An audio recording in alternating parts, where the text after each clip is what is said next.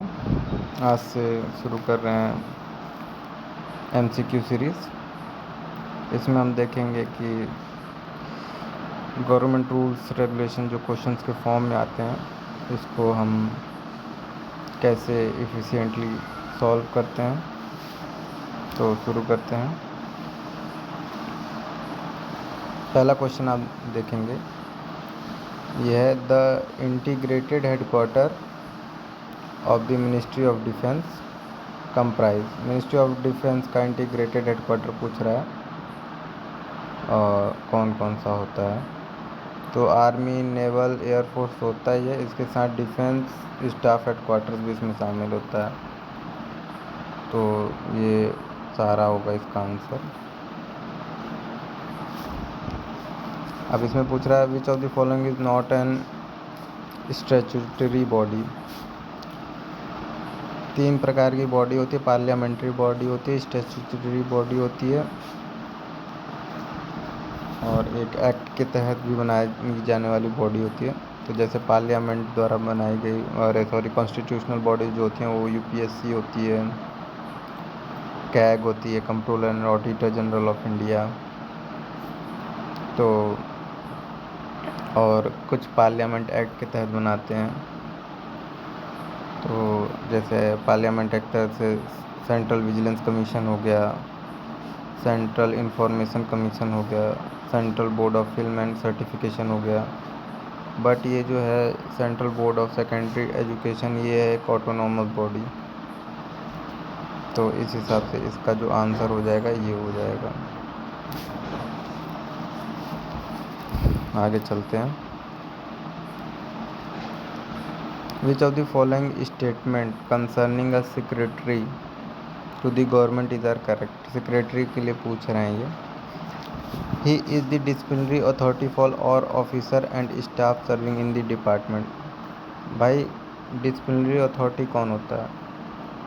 Rule 12 अगर CCA का पढ़े होंगे तो उसमें होता है कि प्रेसिडेंट होता है।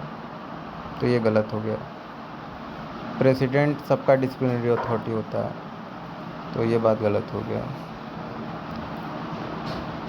तो पहला गलत हो गया। इसमें ऑप्शन है, तो ये क्या कह रहा है, आंसर देना है मुझे कौन सा करेक्ट पूछ रहा है ना, तो पहला तो गलत ही हो गया। ही और she is the chief accounting authority of the department ministry, ये हो सकता है सही।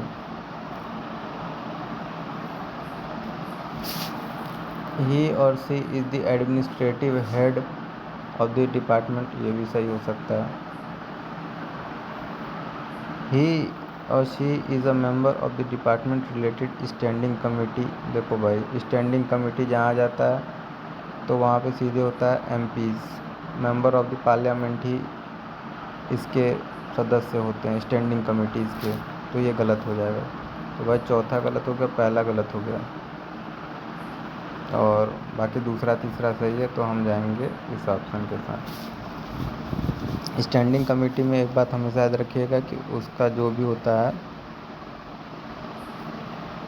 हर मिनिस्ट्री का स्टैंडिंग कमेटी होता है जिसमें मेंबर ऑफ पार्लियामेंट उसका देख रेख करते हैं, लेखा जोखा मतलब कि सुपरवाइज करते हैं। तो स्टैंडिंग कमेटी में हमेशा मेंबर ऑफ पार्लियामेंट ही होते हैं उसके सदस्य, और कोई नहीं होता है। सेक्रेटरी नहीं आते हैं उसमें। आगे चलते हैं। अब यहाँ पे क्वेश्चन नंबर 4 देखिए। A proposal concerning ex serviceman health scheme was referred by the Ministry of Defence to the Ministry of Health and Family Welfare for concurrence, as it had a bearing on the central government health scheme. However, the concurrence was not given by the latter. Against this backdrop, which of the following statement will be correct?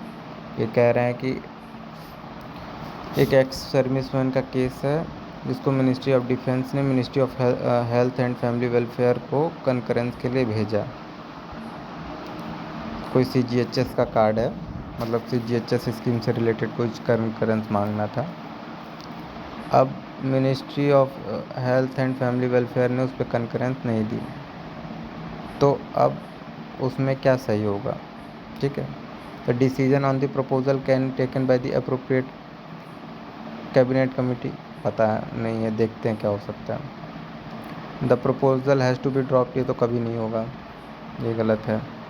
The proposal has to be referred to the department related standing committee of the department of the health and family welfare for the review. एक general सा statement है, long statement है, तो इसकी संभावना ज़्यादा सही होने की। और बाकी ये क्या है, the defence minister can over rule कभी नहीं कर सकता, एक हार्श स्टेटमेंट है, ये भी गलत है।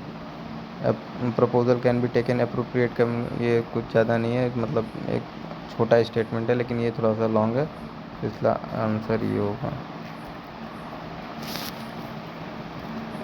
देखिए, कभी भी एक जनरल सा बड़ा सा स्टेटमेंट हो, थोड़ा सा सपोर्टिंग हो, उसमें कई एलिमेंट्स इन्वॉल्व हो, तो वो सही होने के ज़्यादा चांसेस होते हैं। आगे चलते हैं, कितना हो रहा है टाइम? 6 मिनट हो गया। एक क्वेश्चन और ले लेते हैं ताकि ज़्यादा वीडियो लंबा ना हो।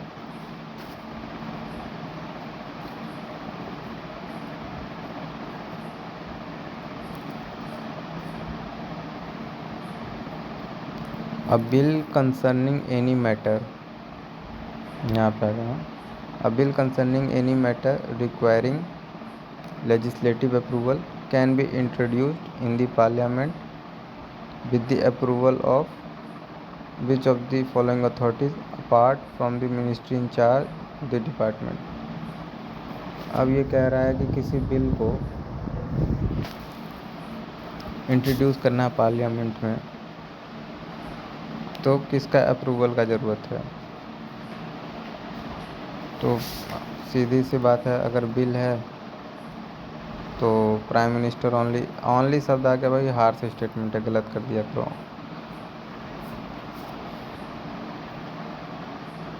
और ये किस चीज़ से है?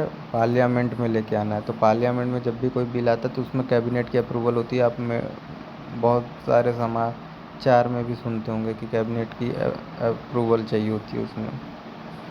तो कभी भी पार्लियामेंट में बिल लाने के कहने कैबिनेट की अप्रूवल मिल गई है, तो इसका ये सही जवाब होगा। तो बाकी के जो आने वाले 5 क्वेश्चन पास करते करते मैं इसको सीरीज़ को कंटिन्यू करूँगा ताकि ये वीडियो लंबा ना सके। Thank you. ये थोड़े से डिटेल टाइप के क्वेश्चन है तो इसको करवाने में थोड़ा टाइम लग रहा है। अब जल्दी जल्दी कर देंगे तो समझ में नहीं आएगा, इसलिए थोड़ा सा स्लो चल रहा है। Okay, thank you.